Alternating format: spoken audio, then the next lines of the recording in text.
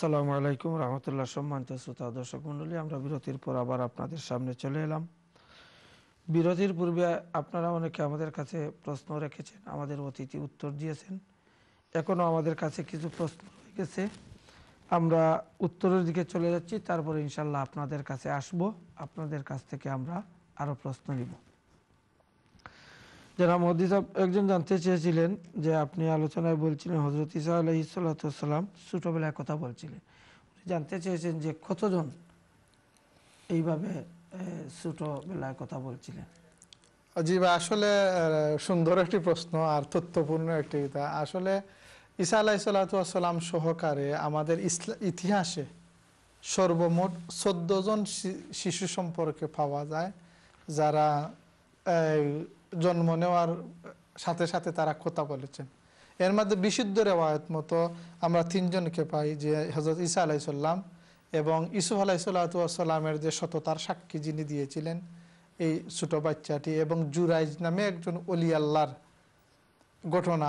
এই 3টা অথেন্টিক সোর্সে আমরা পাই, কোরআন শরীফ এবং সহিহ বুখারী শরীফের কিতাব মতো। আর সমস্ত ইতিহাস কাটলে 14 জন বাচ্চা সম্পর্কে তথ্য পাওয়া যায়, যারা জন্মের সাথে সাথে তারা কথা বলেছেন। যদি সম্ভব হয় কোনোদিন আমি সবার সম্পর্কে আলোচনা করার, ব্রিফ আলোচনা করার চেষ্টা করবো ইনশাল্লাহ। এই সংখ্যার সাথে আমাদের নবীর কথা চলে আসেন, যে রাসূলুল্লাহ সাল্লাল্লাহু আলাইহি ওয়াসাল্লাম জন্মের পরে যে কথা বলেছেন, আল্লাহ রাসূলের কথা ছিল অন্য ধরনের। ধন্যবাদ আপনাকে। আমরা পরবর্তী করে যাই। যে একজন জানতে চেয়েছেন, উনি বসে নামাজ পড়েন, যখন সিজদা দিবেন তখন উনি একটি টেবিল সামনে রাখেন, ওনার মন বুঝাতে। আপনি সঠিক নিয়মটা যদি বলে দেন। জি ভাই, বসে বসে যখন আপনি নামাজ পড়বেন, তাহলে বসে নামাজ পড়ার যে মাসআলা তাই আপনি অনুসরণ করবেন। আপনার মন কিভাবে শান্তি হল এবং কিভাবে শান্তি হলো না তা কোনো দেখার বিষয় নয়। আসলে ওই যে মনের যে একটি অশান্তি, আমি তো মাটিতে সজদা দিতে পারছি না, সত্যিই যদি আপনি মাজুর হন, তো এই যে উজর নিয়ে নামাজ পড়তেছেন আর দিলের একটি আরজু, এটাও আপনাকে আল্লাহ তাআলার কুরবত হাসিল করে দিতে পারে। যে আপনি সবাই দাঁড়িয়ে নামাজ পড়ছে, আমি পারতেছি না, সবাই সজদা দিতেছে, আমি পারতেছি না, এই যে একটা আকুতি বন্দার, এটাও আল্লাহ তাআলার কিছু খুবই প্রিয়। কিন্তু আপনার শরীয়তের খেলাফ করার কোনো প্রয়োজন নেই। আপনি স্বাভাবিকভাবে বসে টেবিল ছাড়া এই যে নিয়ম আছে, এই নিয়মে আপনি রুকু করবেন এবং সজদা করবেন। আর আমি প্রায় এমনি বলেছি, আল্লাহ তাআলা ভালোই জানেন কোন মানুষ কিভাবে উজর, যে বসে যারা যারা নামাজ পড়েন দাঁড়াইতে পারেন না, আমরা অনুরোধ করছি, এবং আমরা আসলে আপনাদের শারীরিক অবস্থার উপরে কিছু বলছি না। আমরা আল্লাহ তাআলা সবাইকে সুস্থ রাখুন, মৌত পর্যন্ত সালামতে রাখে, ইবাদতের তৌফিক দেন, এটাই আমরা কামনা করি। কিন্তু যখন বসার দাঁড়াইতে পারেন না, এদেশে আমরা প্রায় দেখেছি যে মানুষ যখন বসেন সবসময় চেয়ারেই বসেন, বোঝা যায় যেমন বসার আর কোনো নিয়মই নাই। আপনার যদি দাঁড়াইতে অসুবিধা হয় কোনো মানুষের, তাহলে তিনি মাটিতে বসে নামাজ পড়বেন। এটা হচ্ছে প্রথম নিয়ম। মাটিতে বসে নামাজ পড়লে আপনি অর্ধেক গিয়ে রুকু করলেন, আর সজিদা আপনি রাইট স্থানে করতে পারবেন। এই বসে যদি নামাজ পড়ার তৌফিক কোনো মানুষের থাকে, চেয়ারে বসা তার জন্য মোটেই জায়েজ নয়, নামাজ হবেও না। যদি বসে বসে সজিদা দিয়ে নামাজ পড়ার তৌফিক থাকে, তাহলে কোনো মানুষ চেয়ারে বসে যদি ইশারায় নামাজ পড়ে, নামাজও হবে না, এই চেয়ারে বসার কোনো আইন নাই। হ্যাঁ, কিছু কিছু মানুষ রয়েছেন যেমন পায়ে মারাত্মক অসুবিধা, যারা এই ফ্ল্যাট বিছনাতে বা যায় নামাজে বসতেই পারেন না, এদের ক্ষেত্রে হচ্ছে যেমন চেয়ারে বা একটি টুলে বা সাধারণভাবে বসে তারা নামাজ আদায় করতে পারেন। এক্ষেত্রে আপনি সামনে টেবিল নাও যদি দেন, টেবিল রাখার কোনো প্রয়োজন নাই। আল্লাহ তাআলা আপনার নামাজকে কবুল করবেন। এবং এই যে মনে মনে আফসোস, হায় হায় আমি তো সজদা দিতে পারতেছি না, এটাও কিন্তু আল্লাহর দরবারে কুরবত হাসিল করার একটি মাধ্যম। জি, ধন্যবাদ জনাব। তারপরের প্রশ্নটি হচ্ছে, উনি যিনি জানতে চেয়েছেন, উনি দীর্ঘ কিছু কথা বলেছেন, আপনিও শুনছেন। নিজের প্রতিবেশী মানে উনি দান করেছিলেন, যার পরিণাম কি হয়েছিল, উনি আবার উনারা চাচ্ছেন, এখন উনি কি করবেন? ঠিক আছে জনাব, আসলে দুঃখ তো দুঃখ। ধন্যবাদ, আপনার দীর্ঘ বক্তব্য আমরা শুনেছি।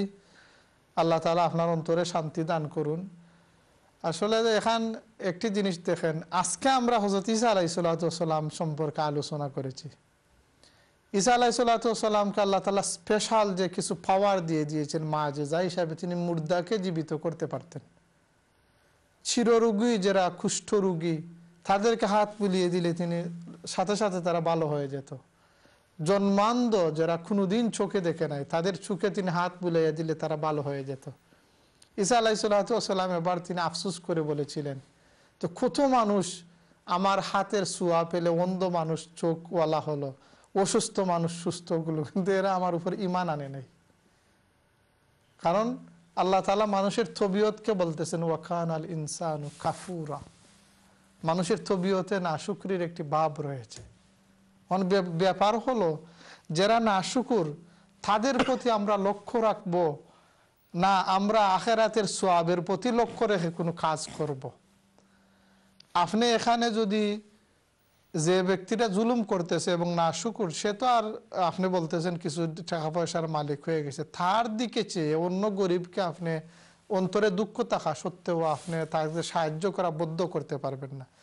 এখানে দেখেন আপনি তিনটা সওয়াবের অধিকারী প্রথম ভাবেই হচ্ছেন।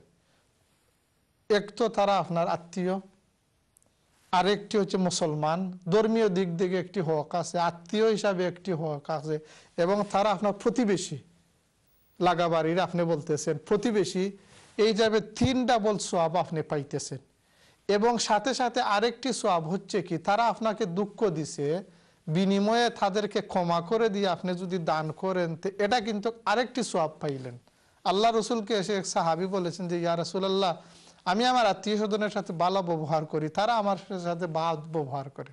আল্লাহ রসুল বলেন তাহলে কি হলো, তুমি মনে করো তুমি তাদের নিকট দুজখের আংরা সবকিছু তাদের মাথার উপর ঢেলে দিচ্ছ, আর তারা বেহেশতের যত ফুল আছে সব ফুলের মালিক তোমাকে বানিয়ে দিয়ে দিতেছে। এই ক্ষেত্রে আপনি দেখুন যে মানুষটা গরিব, আপনার আত্মীয়, অসহায় প্রতিবেশী, তাকে যদি আপনি এখন এই যে মনের দুঃখকে দুঃখ স্থানে রেখে তাদেরকে ক্ষমা সুন্দর দৃষ্টিতে দেখে যদি দান করেন, তাহলে 4 গুণ 5 গুণ আরো বেশি সওয়াব আল্লাহ আপনাকে দিবেন।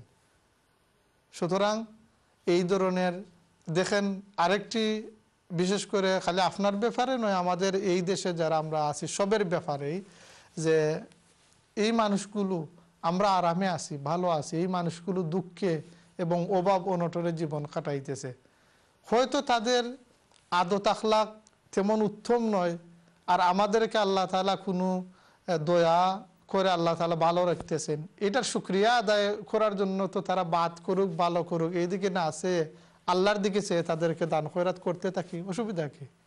আল্লাহ তাআলা ইনশাল্লাহ আমাদেরকে দুনিয়া এবং আখিরাতে উত্তম জাযা দিবেন ইনশাল্লাহ। জি ধন্যবাদ জনাব। তারপরের প্রশ্নটি হচ্ছে,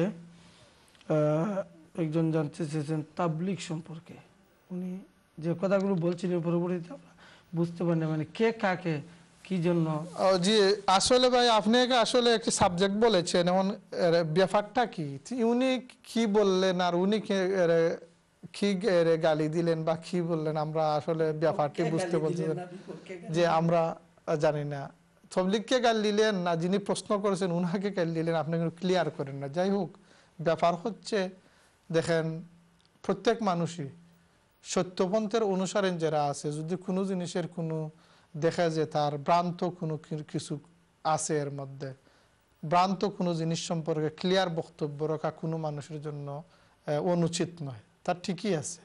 আমরা জানি না আপনি ক্লিয়ার বলেন নাই যে কি প্রশ্ন ছিল এবং উত্তরটা কি আসতেছে। এবং বিশেষ করে আমরা কোনো দল বা গ্রুপ সম্পর্কে এজমালিভাবে কোনো কিছু আমরা বলতে চাই না। স্পেসিফিক যদি কেউ জিজ্ঞাসা এই কাজটা কি, আমরা কাজ সম্পর্কে বলবো, শরীয়ত সম্পর্কে বলবো, আল্লাহর দিন সম্পর্কে বলবো, এটাই আমাদের হচ্ছে মিনহাজ।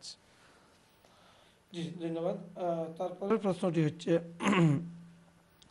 একজন জানতে চেয়েছে ওনার মেয়ের 5 বছর, মেয়েটা কথা বলতে পারে না, কম কথা বলে, এই জন্য কোনো দোয়া আছে কি? কথা যে প্রথমে আমরা আল্লাহর দরবারে দোয়া করি আপনার বাচ্চাদের জন্য, আল্লাহ যেন কারো বাচ্চাদেরকে যেমন খানা, বুবা বা বদির এই ধরনের কেউ যে বাচ্চা, আল্লাহ যেন আমাদের সবার বাচ্চাদেরকে হেফাজত করেন। আল্লাহ তাআলা আপনার বাচ্চাকে জবান ফুটিয়ে দিন, সে যেন আপনাকে মা ডাকতে পারে, ভালো কথা বলতে পারে, কোরআন শরীফ পড়তে পারে। আমরা দোয়া করি আল্লাহর দরবারে। এখানে কিছু কিছু সময় দেখা গেছে যে প্র্যাকটিক্যালি দেখা গেছে কিছু কিছু বাচ্চা লেট হয় কথা বলতে। এটা কোনো অত চিন্তার ব্যাপার নয়। মাঝে মাঝে দেখা গেছে যে আপনি যে এক কথা বলেছেন যে কম কথা বলে, কম কথা বলা কোনো কোনো দোষ নয় বা কোনো প্রবলেম নয়। ধীরে ধীরে সে কথা বলুক, চিন্তা করবেন না, আল্লাহর নিকট দোয়া করুন। আর যদি আপনি মনে করেন এই কথার জন্য স্পেশাল বাচ্চা যারা এরাও পড়তে, আপনি আল্লাহর দরবারও আর রহমান ও আল্লামাল কুরআন খালাকাল ইনসান আল্লামাহুল বায়ান, এখান পরে পরে আল্লাহ নিকট দোয়া করবেন যে আল্লাহ তুমি তো মানুষকে সৃষ্টি করে তাকে আল্লামাহুল বায়ান, কথা বলার তৌফিক কিন্তু আল্লাহই দান করেন। আল্লাহ তাআলার এই আয়াতকে যদি আপনি তিলাওয়াত করেন, আর রহমান ও আল্লামাল কুরআন খালাকাল ইনসান আল্লামাহুল বায়ান, এগুলা পরে পরে আল্লাহ দরবারে দোয়া করবেন, ইনশাআল্লাহ আল্লাহ তাআলা আপনার বাচ্চাকে কথা বলার তৌফিক দেখবেন। আমরাও দোয়া করবো ইনশাআল্লাহ। জি ধন্যবাদ জনাব। আমরা আপনার প্রশ্নের উত্তর শুনলাম। আমরা আরো কিছু কলারের সাথে কথা বলে নিই, তারপর ইনশাল্লাহ আপনার কাছে আসবো। দেখি আমাদের সাথে কে রয়েছেন। হ্যালো, আসসালামু আলাইকুম। হ্যালো, আসসালামু আলাইকুম। জি ওয়ালাইকুম আসসালাম। আমার নাম হাসান, আমি ম্যানচেস্টার থেকে বলছি। জি জনাব, ভালো আছেন? জি আলহামদুলিল্লাহ, আপনারা ভালো আছেন? জি আলহামদুলিল্লাহ।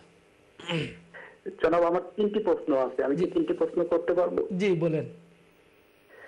আমার নাম্বার 1 প্রশ্ন হচ্ছে যে অনেকেই সালাম দেয় আসসালামু আলাইকুম, ঠিক আছে, কিন্তু প্রকৃত সালাম হচ্ছে আসসালামু আলাইকুম ওয়া রাহমাতুল্লাহি ওয়া বারাকাতুহু। তো আমি অনেক হুজুরদের মুখ থেকেও শুনেছি আসসালামু আলাইকুম, এটা কি ঠিক কিনা? ওকে এটা ইনশাআল্লাহ। হচ্ছে একটা। আমার দ্বিতীয় প্রশ্ন হচ্ছে যে আয়নার সামনে দাঁড়িয়ে ওযু করা যায় কিনা, মানে মুখ দেখে ওযু করা, এটা কি জায়েজ কিনা? আর আমার 3 নম্বর প্রশ্ন হচ্ছে যদি কোনো লোক কাজের কারণে যোহর, আসর, মাগরিব, এখন তো দিন ছোট, এই নামাজগুলো কাজা হয়, সে যদি এশার আগে যদি এই কাজা নামাজগুলো আদায় করে তার কি গুনাহ হবে কিনা? ওকে ইনশাআল্লাহ। অসংখ্য ধন্যবাদ আপনাকে। ওয়ালাইকুম আসসালাম। আপনি সুদূর ম্যানচেস্টার থেকে কল করেছেন। ইনশাআল্লাহ আপনি আমাদের অনুষ্ঠান দেখতে থাকুন, মুহাদ্দিস আপনার প্রশ্নের উত্তর দিবেন। আমরা পরবর্তী কলে যাই। হ্যালো, আসসালামু আলাইকুম। হ্যালো, ওয়ালাইকুম সালাম ওয়া রাহমাতুল্লাহি ওয়া বারাকাতুহু। আসসালামু আলাইকুম। ওয়ালাইকুম আসসালাম। জি আপনার প্রশ্নটি বলেন, আমরা শুনছি। যে আমার একটা প্রশ্ন হলো, আপনারা প্রথমে আমি শুনছি না আর কি আপনাদের আলোচনা ঈসা আলাইহিস সালাম সম্বন্ধে, যে তখন আমার ইচ্ছা রাখে জানার ঈসা আলাইহিস সালাম ওর বার্থডে শুনে যে ক্রিসমাস ডে যেমন 25 ডিসেম্বর, এটা ঠিক আছে নি হুজুর? তখন তা কই থাকে, আর যদি ঠিক থাকে তে আপনারা কিছু করার আছে না ইসলাম মতো আর কি, নবী তরিকা মতো। ইনশাআল্লাহ। আর একটা প্রশ্ন, জি সেকেন্ড প্রশ্ন হলো আল্লাহুম্মা আইয়াদানি বিরুহিল কুদুস ও তসবিহ করে আমরা লাগে ঠিক আছে। আর সেকেন্ড প্রশ্ন হলো আল্লাহুম্মা হাসিল হাসি ও ইয়াসির লি আমরি ও জিকিরটা করা ঠিক আছে। ও আপনারা লাগে আপনারা শুকরিয়া, থ্যাংক ইউ আপনারা যে আমরা ইসলামের দাওয়াত কষ্ট করে দিরা আপনাদের জান্নাত নসিব করুন। জি জি অসংখ্য ধন্যবাদ আপনাকে আপনার প্রশ্ন রাখার জন্য। এবং প্রথমে যে আলোচনা আপনি শুনেন নাই, এইটা আমি বলে দিচ্ছি, আগামীকালকে শনিবার সকাল 10:30টার সময় 10:30 থেকে এই প্রোগ্রামটি আবার রিপিট দেখানো হবে এই চ্যানেলের মাধ্যমে। আপনি সেখানে দেখলে প্রথমের বক্তব্যগুলো জানতে পারবেন। ধন্যবাদ আপনাকে। আমরা উত্তরের দিকে চলে যাচ্ছি, যে আমাকে বলা হচ্ছে আরো একটি কল নেওয়ার জন্য। জি হ্যালো, আসসালামু আলাইকুম। হ্যালো, আসসালামু আলাইকুম। জি ওয়ালাইকুম আসসালাম। জি আমি উমরা যেতাম, আমার উমরা করিয়া দিলে আর সব জায়গায় উমরা করতাম, তাই ফার্মে করতাম। ওকে, ইনশাল্লাহ। ধন্যবাদ আপনাকে। আমাদের অনুষ্ঠান দেখতে থাকুন, হুজুর আপনার প্রশ্নের উত্তর দিবেন। সম্মানিত শ্রোতা দর্শক মণ্ডলী, আমাদের সময় একেবারে কমিয়ে এসেছে, আমরা উত্তরের দিকে চলে যাচ্ছি ইনশাল্লাহ। তারপরে সময় থাকলে আপনাদের কাছে আসবো। জনাব, খুবই সংক্ষেপে বলতে হবে, আমাদেরকে বলা হচ্ছে যে সময় কমিয়েছে। যে প্রথমে যিনি বলছিলেন সালাম, যে সালাম কিভাবে দিতে হয়? জি ভাই, সালাম তো আপনি জানেন ইনশাল্লাহ, আপনি যেভাবে বলেন আসসালামু আলাইকুম, আসসালামু আলাইকুম বলে আসলে ভুল বলতে ভুল যে কোনো মানুষ করতে পারে। তা আমরা আশা করি যারা অনুষ্ঠান দেখতেছেন বা প্রত্যেকটি জিনিসই আমরা বলা উচিত আসসালামু আলাইকুম রহমতুল্লাহ, এটা হচ্ছে শুদ্ধ সালাম। মানে আসসালামু আলাইকুম বলতে নাই, তবে আমাদের বাংলাদেশে কিছু কিছু মানুষ আছে যে আলিফটাকে পরিপূর্ণ উচ্চারণ আসসালামু আলাইকুম তারা বলেন, আলিফ পরিপূর্ণ উচ্চারিত হয় না। তো এক্ষেত্রে এত মারাত্মক কোনো প্রবলেম নাই, এর মানুষের উচ্চারণের থুরা অসুবিধা, কিন্তু আসসালামু আলাইকুম বলে কোনো সালাম না। সালামের শুদ্ধ হচ্ছে আসসালামু আলাইকুম। ধন্যবাদ। তারপর প্রশ্নটি হচ্ছে, জানতে চেয়েছেন যে অজুর সামনে, মানে আয়নার সামনে উজু করা যায়নি মুখ যে দেখে? কোনো অসুবিধা নাই, কোনো অজুখানা অথবা সিঙ্কের পারে যদি আয়না থাকে আর আপনি যদি সিঙ্কে অজু করেন কোনো অসুবিধা নেই। তারপরে প্রশ্নটি হচ্ছে যে কাজের কারণে যদি জোহর আসর মাগরিব মানে পড়তে পারেন নাই, পরবর্তী এসার আগে পূর্বে একসাথে কাজা করলে হবে?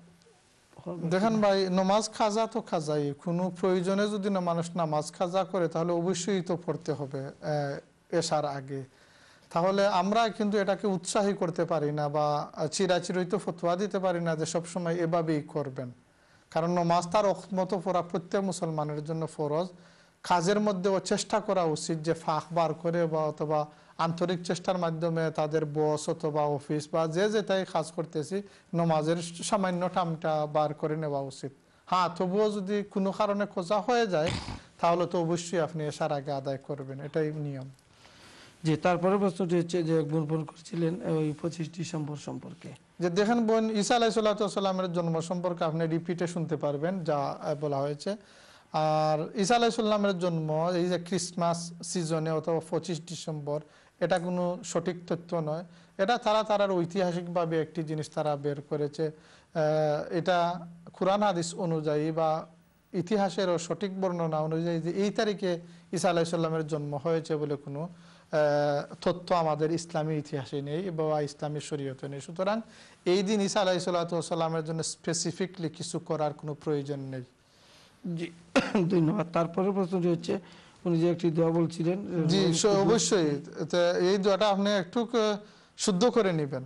আপনি যেভাবে বলেছেন আসলে দোয়াটা এরা না, দোয়া হচ্ছে আল্লাহুম্মা আইয়িদনি বিরুহিল কুদুস। দোয়াটা আপনি সুন্দর দোয়া, খুবই ভালো। এই দোয়ার দ্বারা মানুষের স্মরণ শক্তি ভালো হয়। আল্লাহ তাআলা জিবরিল আমিনের মাধ্যমে সাহায্য করে, আল্লাহ তাআলা জ্ঞান নলেজ মানুষকে দান করে দেন। তবে দোয়াটি আপনি যেভাবে শিখেছেন শুদ্ধ করে শিখে দেন, আল্লাহুম্মা আইয়িদনি বিরুহিল কুদুস। এর সাথে আরো একটি দোয়া বলছিলেন, আসলে সেই দোয়াটা ক্লিয়ার হয় না। ইয়াসসিরলি আমরি, সম্ভবত এটাই মনে হয়, রাব্বি ইশরাহ লি সাদরি ওয়া ইয়াসসির লি আমরি ওয়াহলুল। এই দোয়া আছে জ্ঞান বৃদ্ধির জন্য পড়ুন, রাব্বি ইশরাহ লি সাদরি ওয়া ইয়াসসির লি আমরি ওয়াহলুল উকদাতাম মিন লিসানি ইয়াফকাহু কাওলি। এটা তো কোরআন শরীফে আছে, এই দোয়া আপনি পড়বেন ইনশাআল্লাহ। জি, ধন্যবাদ। তারপরের প্রশ্নটি হচ্ছে আরেক বোন জানতে চেয়েছেন, উনি উমরাতে যাবেন, উনার নিজের উমরা করার পর অন্যর নামে উমরা করতে পারবেন কিনা? জীবন আলহামদুলিল্লাহ, আপনি উমরাতে যাচ্ছেন, আল্লাহ তাআলা আপনাকে মকবুল ইবাদতের তৌফিক দান করুন, আমাদের জন্য দোয়া করবেন।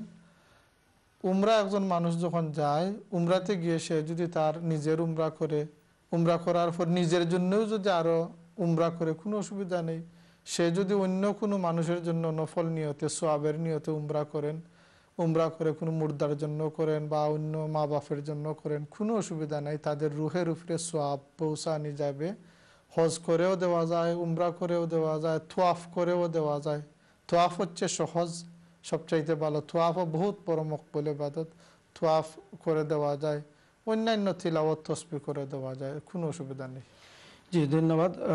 সম্মানিত শ্রোতা দর্শক মণ্ডলী, আমাদের সময় শেষ হওয়ার কারণে আর কোনো প্রশ্ন আপনাদের কাছ থেকে আমরা নিতে পারবো না। তবে জনাব মহদি স্যারের কাছে আমি একটা অনুরোধ রাখবো যে সংক্ষেপে এক দুইটি কথার মাধ্যমে যে এই যে সামনে ক্রিসমাস আসতেছে, আমাদের করণীয় কি?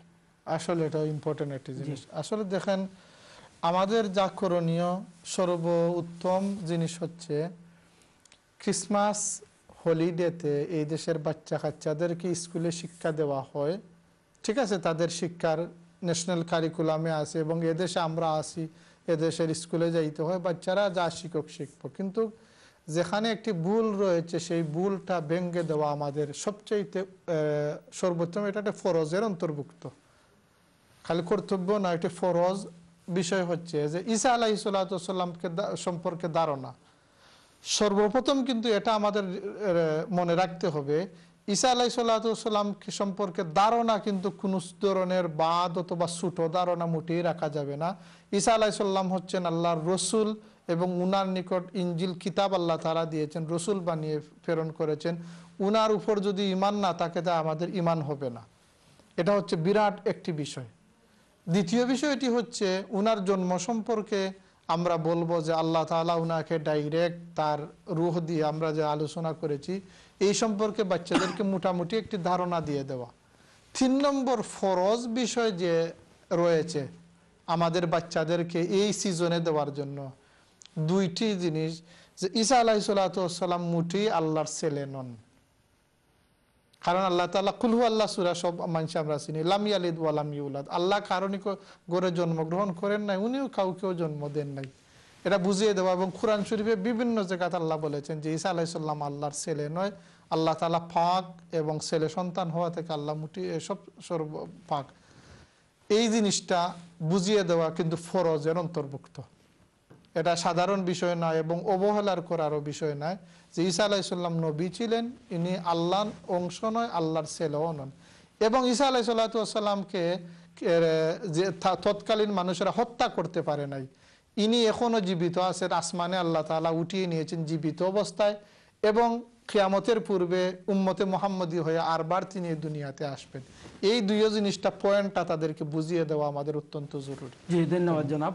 আমরা খুবই সুন্দর আলোচনা শুনলাম, সময়ের অভাবে আর শুনতে পারিনি। সম্মানিত শ্রোতা ও দর্শক মন্ডলী, আমাদের সময় এখানেই শেষ, আমরা এখানেই আমাদের অনুষ্ঠান শেষ করতে হবে। আপনারা ভালো থাকুন, সুস্থ থাকুন, এই কামনা করে এখানেই আমাদের অনুষ্ঠান শেষ করছি। আসসালামু আলাইকুম ওয়া রাহমাতুল্লাহি ওয়া বারাকাতুহু।